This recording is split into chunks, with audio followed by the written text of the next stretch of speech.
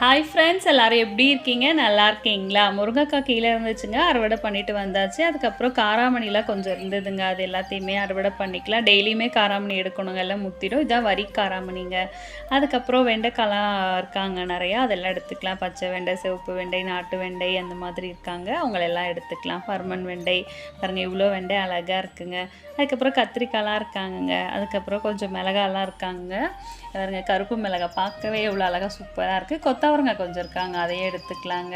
கோவக்காய்லாம் இருக்காங்க, கோவக்காவே டெய்லியும் பார்த்து எடுக்கணுங்க, இல்லைன்னா பழுத்துருவாங்கங்க. பச்சை மிளகாய் சமையலுக்கு தேவையானது எடுத்துக்கலாம். இங்கே பாருங்கள், ஸ்வீட் லெமன் இருக்குது. அதுக்கப்புறம் வெந்தயக்கீரை கொஞ்சம் இருந்துச்சு, அதையும் எடுத்துக்கலாம். புடலங்காய் 2 இருந்ததுங்க, அதையுமே அறுவடை பண்ணிக்கலாங்க. இன்றைக்கி பார்த்திங்கன்னா முருங்கைக்காய், காராமணி, வெண்டைக்காய், கத்திரிக்காய், கோவக்காய், மிளகாய், வெந்தயக்கீரை எல்லாமே கிடச்சிருக்கு. புடலங்காய் இன்றைக்கி ஒரு கலர்ஃபுல்லான அறுவடைங்க, ஆர்கானிக்கான அறுவடை. தேங்க்ஸ் ஃபார் வாட்சிங். பாய்.